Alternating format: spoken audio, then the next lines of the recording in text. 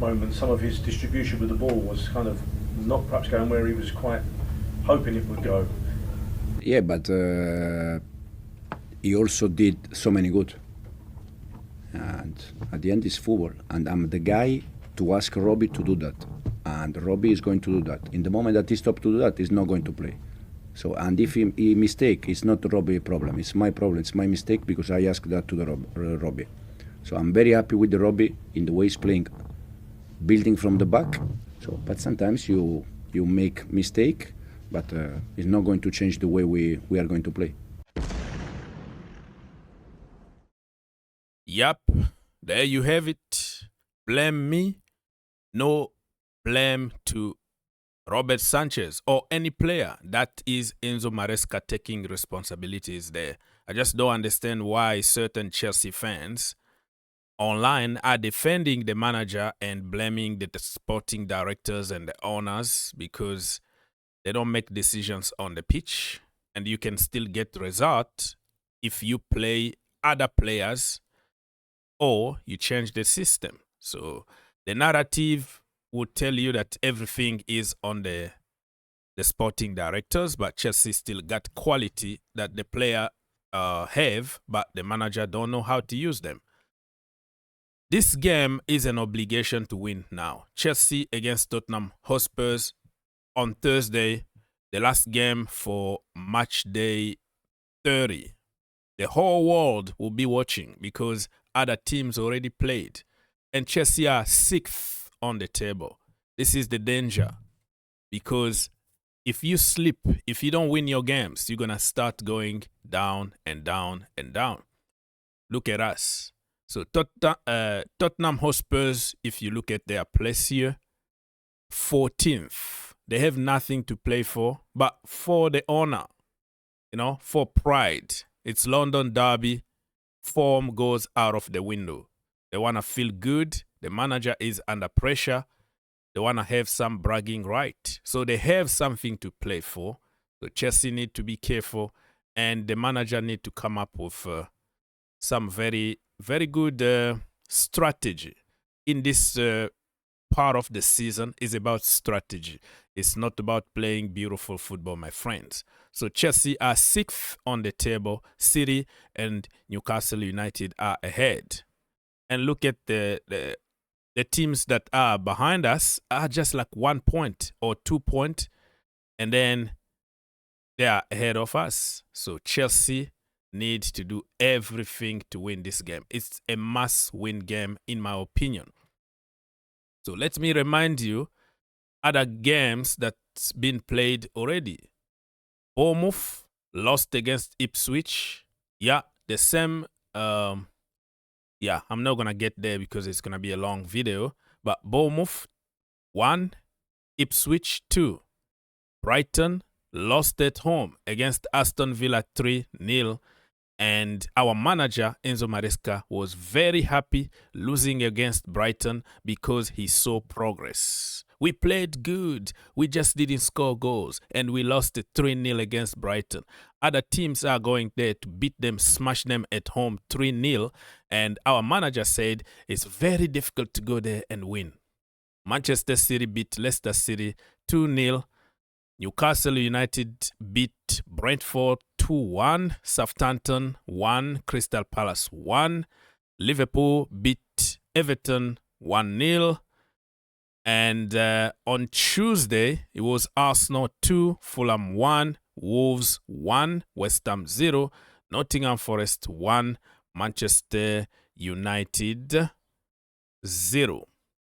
So, and you know that tomorrow is the only game that's going to happen. Wow. 3 o'clock Eastern time is going to be on Peacock if you are in the US. Peacock. And if you look at the games, the recent meetings between us in the Premier League, not every competition here, they only beat Chelsea once in 2003, February. I think it was Grand Pora or something like that. But other than that, we drew here in 2022. We beat them away 4-1 when Pochettino was here. Chelsea 2, Tottenham Hotspurs 0 at Stamford Bridge last season in the second leg, and the first leg in the Premier League. We beat them this season, of course.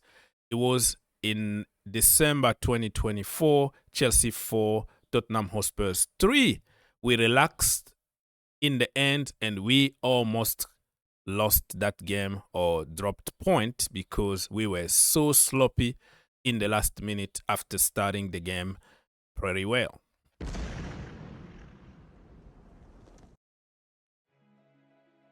Okay, people, so this is my lineup because I made a video before the press conference a couple of days ago. Remember that? My preview for the game. And this was my lineup. Jorgensen, Cucurella, Levi, Fofana, Reece James. And in the midfield, I put Moises Caicedo, Romeo Lavia, and Enzo Fernandez. But after the press conference, we know now that Lavia got another injury, so we don't know when he's coming back. So I'm gonna make some modification here in the lineup. And I said in that video a couple of days ago, I have to start with Neto, Cole Palmer, and Nicholas Jackson in front. So that was my lineup. But after the press conference, Lavia is not there. And I think it's going to be, if I have to adjust the system a little bit, I'm going to bring Cole Palmer from the middle.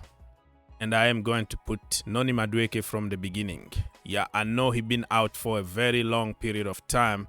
Probably not much fit, but I will start with him and start with Pedro, Pedro Neto, because you know why?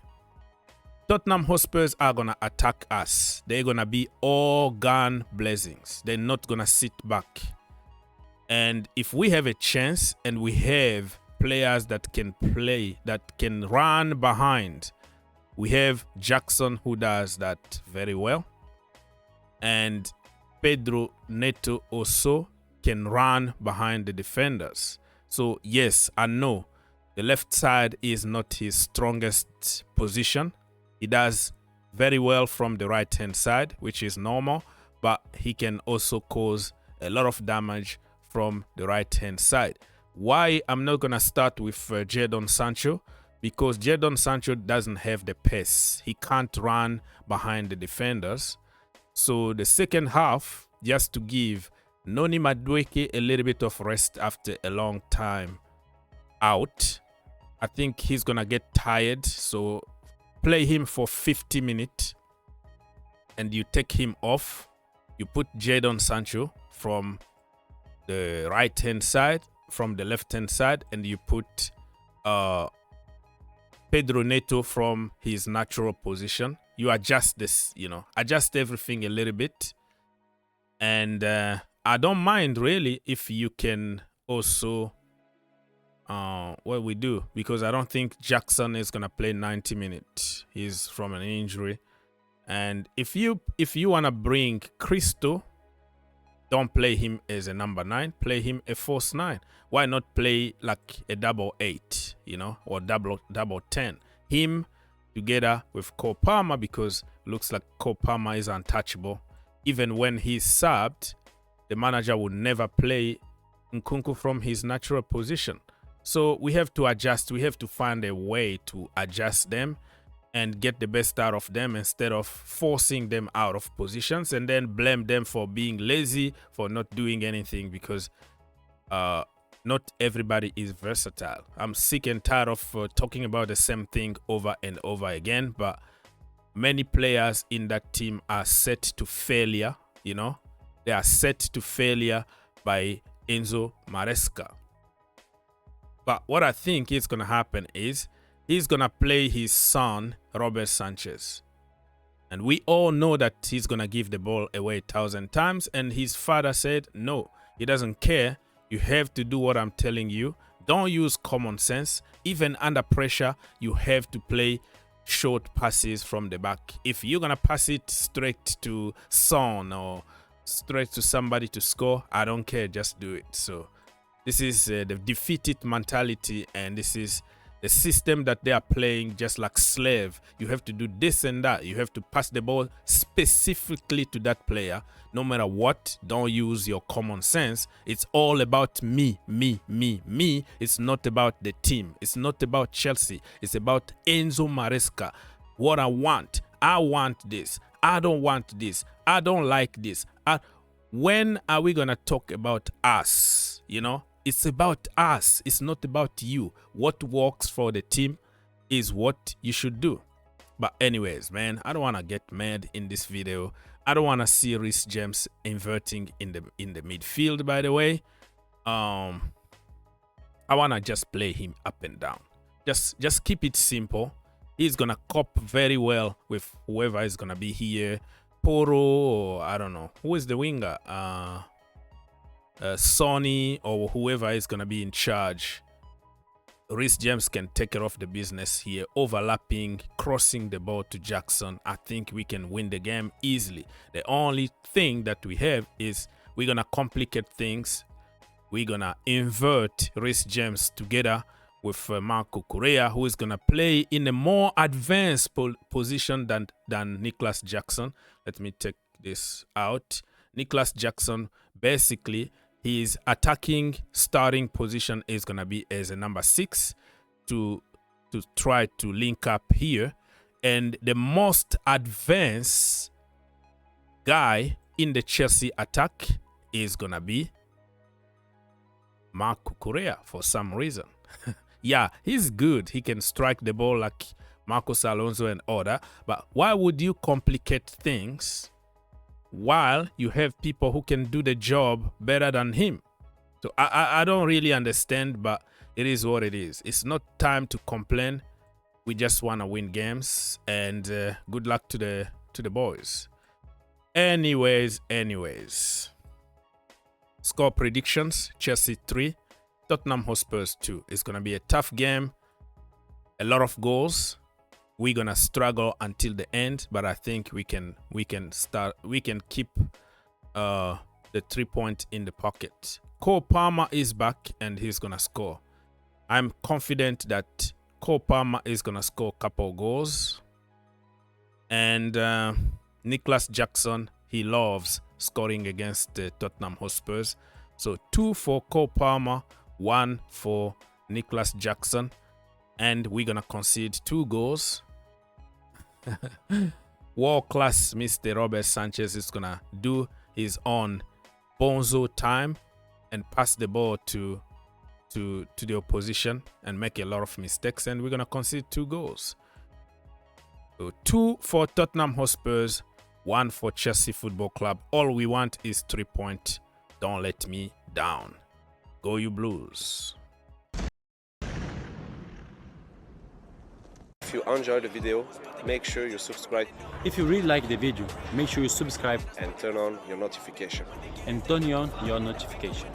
For more videos, click here, and to subscribe, click here. What you waiting for? Subscribe now. Perfect. You?